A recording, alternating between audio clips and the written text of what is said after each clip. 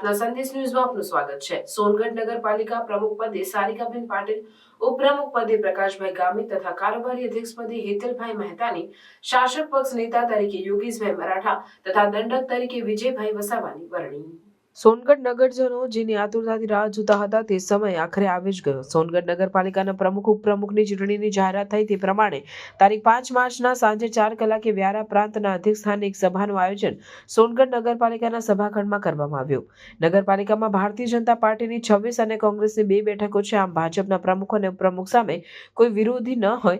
ભારતીય જનતા પાર્ટીના મેન્ડેટ મુજબ પ્રમુખ પદ માટે સારિકાબેન પાટીલ તથા ઉપપ્રમુખ પદ માટે પ્રકાશભાઈ ગામિતનું મેન્ડેટ આવતા તેઓએ ફોર્મ ભરી નાયબ કલેક્ટર વ્યારા પ્રાંત સમક્ષ રજૂ કરેલા હતા। હરીફ ઉમેદવાર ન હોય નાયબ કલેક્ટર વ્યારા પ્રાંત વ્યારાએ આ બંને ભાજપાના પ્રમુખના ઉમેદવાર સારિકાબેન પાટીલ તથા ઉપપ્રમુખના ઉમેદવાર પ્રકાશભાઈ ગામિતને બિનહરીફ પ્રમુખ તથા ઉપપ્રમુખ જાહેર કર્યા।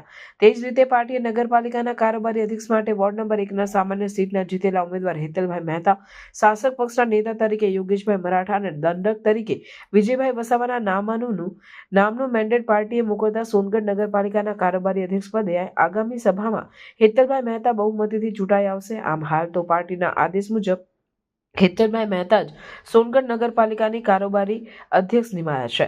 શાસક પક્ષના અધ્યક્ષ તરીકે યોગેશભાઈ મરાઠા અને દંડક તરીકે વિજયભાઈ વસાવાની હાલ તો પાર્ટી નિમણૂક કરવાનું નક્કી કરેલ હોય। આગામી સામાન્ય સભામાં તેઓની નિમણૂક થશે। સોનગઢ નગરપાલિકાની ચૂંટણીમાં વોર્ડ નંબર 3માંથી ચૂંટાયેલા સારિકાબેન પાટીલ તથા પ્રકાશભાઈ ગામિતને પાર્ટીએ મેન્ડેટ આપી એક જ વોર્ડમાંથી પ્રમુખ ઉપપ્રમુખ બનાવતા પાર્ટીનો આ એક નવો ચહેરો જોવા મળ્યો છે।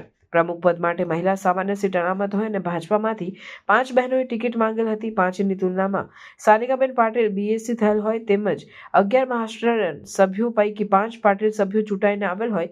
પાટીલ ફેક્ટરનો લાભ પણ સારિકાબેનને મળ્યો જ છે। બીજી તરફ સંઘ ફેક્ટર પણ કામ કરી ગયું હોય એવું લાગી રહ્યું છે। જી આજ રોજ સોનગઢ નગરપાલિકા ઉપપ્રમુખ તરીકે મારી વરણી કરવામાં આવી છે તે માટે હું મારા સંગઠનને ખૂબ આભાર માનું છું। આવનારા સમયમાં સોનગઢ નગરપાલિકા ઝડપથી વિકાસ કરશે તે માટે આપ શું કરશો? અવશ્ય આવનારા સમયની અંદર સોનગઢ નગરપાલિકા આમ તો 25 વર્ષથી અને ગરીબોડીમાં પણ અમે ખૂબ સરસ કામ કરેલા અને અમે તમને વિશ્વાસ આપીએ છીએ કે આ બોડીમાં બી અમે સારામાં સારા કામ કરીશું અને જે કોઈ કામો પેન્ડિંગ છે એ કામ બી પૂરા કરીશું અને નવા કામ પણ અમે લાવીશું। જી આપને પણ ખૂબ ખૂબ શુભકામનાઓ। જી ભારતીય જનતા પાર્ટીના શીર્ષ નેતૃત્વ પ્રદેશ મોવડી મંડળ તથા ભારતીય જનતા પાર્ટીના જિલ્લા પ્રમુખ શ્રી મહેન્દ્રભાઈ જોશીજી તથા એમની ટીમ દ્વારા અમારી પ્રમુખ તરીકે સારિકાબેન પાટીલ, ઉપપ્રમુખ તરીકે પ્રકાશભાઈ ગામિત, કારોબારી અધ્યક્ષ તરીકે મારી પોતાની હેતલ મહેતા, પક્ષના નેતા તરીકે યોગેશભાઈ મરાઠે તથા દંડક તરીકે વિજયભાઈ વસાવાની નિમણૂક કરવામાં આવી છે। આ તબક્કે હું ભારતીય જનતા પાર્ટીનો શીર્ષ નેતૃત્વનો ખૂબ ખૂબ આભાર માનું છું। સોનગઢ નગરપાલિકા ના આવનારા સમયના શાસનકાળ અંગે આપ શું કહેશો? જી છેલ્લા 25 વર્ષથી સોનગઢ નગરપાલિકામાં ભારતીય જનતા પાર્ટીનું શાસન રહ્યું છે। વખતો વખત પ્રગતિ કરતી જ આવી છે। હવે આવનારા દિવસોમાં બી જે પાછલી ટર્મમાં વિકાસનો જે વેગ હતો તે જ વેગ આગળ વધારીને અમારી ટીમ વિકાસને આગળ લેશે। હેતલભાઈ, આપને 15 થી 20 વર્ષનો રાજકીય અનુભવ છે। આપની સાથે પ્રકાશભાઈ અને યોગેશભાઈ જૂના ચૂંટાઈને આવ્યા છે, બીજી વાર રિપીટ થયા છે। જ્યારે સારિકાબેન અને વિજયભાઈની ટીમ નવી છે, આપ પાંચે આપ યુવાની ટીમ છે, ત્યારે આપ શું કહેશો આ અંગે?